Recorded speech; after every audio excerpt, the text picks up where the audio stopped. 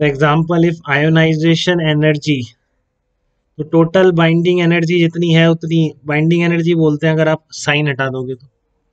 ठीक है, तो अभी आप आयोनाइजेशन एनर्जी का मतलब if ionisation energy of hydrogen atom, यही इलेक्ट्रॉन निकालने के लिए मिनिमम जितनी एनर्जी चाहती है इज 13.6 इलेक्ट्रॉन वोल्ट। ठीक है, ionisation energy of hydrogen atom is 13.6 electron volt. Then ionisation potential कितना होगा? Then ionisation potential will be equal to 13.6 volt. तो आयोनाइजेशन पोटेंशियल वही है बेटा कि the potential difference through which electron should be accelerated to acquire this much of ionization energy, वो क्या कहलाएगा? आयोनाइजेशन पोटेंशियल कहलाएगा।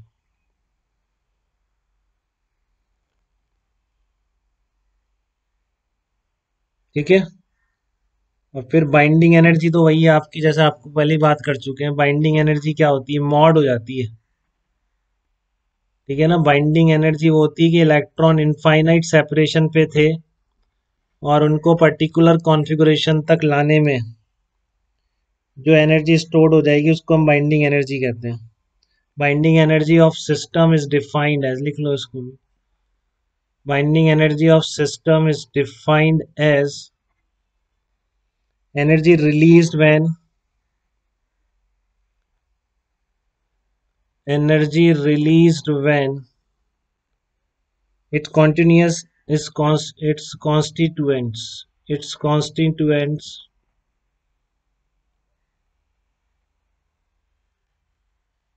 are brought from infinity to form the system,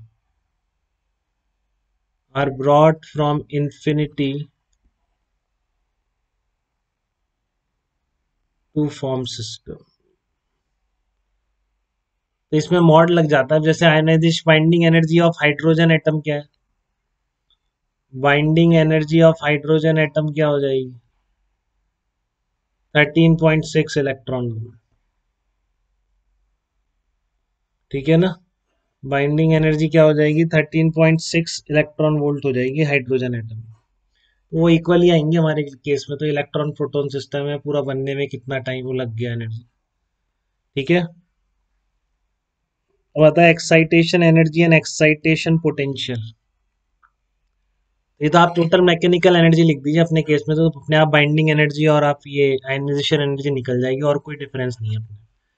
ठीक है ना, आयनाइजेशन एनर्जी को -13.6 इलेक्ट्रॉन वोल्ट भी लिखा मिल सकता है, बट बाइंडिंग एनर्जी आपकी हमेशा पॉजिटिव है, बाइंडिंग एनर्जी को नेगेटिव नहीं लिखते।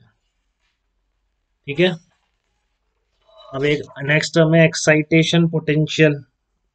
एक्साइटेशन एनर्जी और पोटेंशियल हुई। तो एक्साइटेशन का मतलब एक एक्साइटेड स्टेट से दूसरी एक्साइटेड स्टेट में जाने पर जो एनर्जी रिक्वायर्ड होगी। ठीक है ना, एक्साइटेशन वो तो आयनाइजेशन था, बाहर ही निकाल देना है आपको बिल्कुल ही। ठीक है ना, वो आयनाइजेशन है। एक्साइटेशन एनर्जी एंड पोटेंशियल, ये क्या होता है? एक्साइटेशन एनर्जी एंड पोटेंशियल, इसमें बाहर नहीं निकालते, एक एन से दूसरे एन में भेजते हैं। तो आप पहले फर्स्ट एक्साइटेड स्टेट में एन कितना होता है ये क्लियर है आपको? फर्स्ट एक्साइटेड स्टेट में एन की वैल्यू, कई बार यही धोखा हो जाता है, मुझे तो हो जाता है बहुत ज्यादा। सेकंड एक्साइटेड स्टेट में एन की वैल्यू, फर्स्ट एक्साइटेड स्टेट में एन क्या कहलाएगा? बताओ एन कितना होगा? हर सही कह रहा हूँ, 2 होगा। सेकंड एक्साइटेड स्टेट में एन क्या होगा? 3 होगा। तो ये ध्यान रखना, ग्राउंड स्टेट का मतलब एन इक्वल टू 1 होता है। ठीक है, तो energy needed to take the atom from its ground state to an excited state is called excitation energy of that particular state. ठीक है, तो क्या बोल रहा हूं मैं? The energy needed to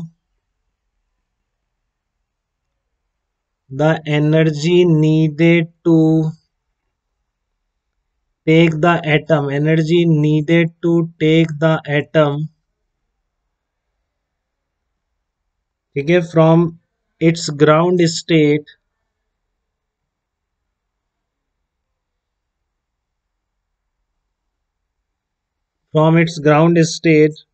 to an excited state, to an excited state is called excitation energy of that excited state, excitation energy of that excited state। तो आपका एनर्जी डिफरेंस निकल जाएगा, उस स्टेट और ग्राउंड स्टेट का energy difference निकाल दो। ठीक है, for example excitation energy of hydrogen atom in excitation energy of first excited state of hydrogen atom क्या होगी बताओ। कोई पूछे आपसे एक्साइटेशन एनर्जी, और फिर सही कह रहा हूँ, excitation energy of first excited state पूछ ले आपसे, first excited state of hydrogen atom, hydrogen atom की फर्स्ट एक्साइटेड स्टेट की एक्साइटेशन एनर्जी, दोनों का एनर्जी डिफरेंस कितना आता है आपको, E2 - E1 आपको याद है, हाइड्रोजन एटम में किसी और एटम में चाहिएगा तो जेड स्क्वायर से मल्टीप्लाई कर दो बस, हीलियम या लिथियम के लिए चाहिए। ठीक है, तो एक्साइटेशन पोटेंशियल कितना हो गया फर्स्ट एक्साइटेड स्टेट का, excitation potential of first excited state कितना हो जाएगा, excitation potential of first excited state कितना हो गया, बताओ क्या होगा, फर्स्ट एक्साइटेड स्टेट, तो उसमें 10.2 वोल्ट बोल देंगे, बस ये आ जाएगा। ठीक है ना, करना वरना कुछ नहीं है, बस नाम है, एनर्जी डिफरेंस होता है स्टेट्स में, वो बता ही दिया मैंने। तो एक्साइटेशन का मतलब होता है transition of electron from lower energy state to higher energy state, और आयोनाइजेशन का मतलब है n=∞ में चला जाना, मतलब एटम से बाहर निकल जाना, दैट इज आयोनाइजेशन। ठीक है,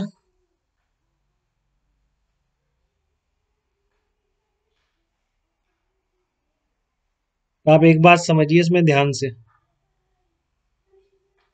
कि आयोनाइजेशन के दो प्रोसेस हैं, एक्साइटेशन आयोनाइजेशन के दो तरीके हैं, मतलब एनर्जी देने के दो तरीके हैं। ठीक है ना, इलेक्ट्रॉन को या एटम को, इलेक्ट्रॉन को एक्साइट करने के लिए या एमिट करने के लिए दो तरीके हैं। तो कोलिजन वाली बात मैं नहीं कर रहा हूँ, अभी मैं एक्साइटेशन थ्रू ईएम वेव्स की बात कर रहा हूँ। नेक्स्ट पेज पे लिख दो, एक्साइटेशन थ्रू ईएम वेव्स की बात कर रहा हूँ, देखो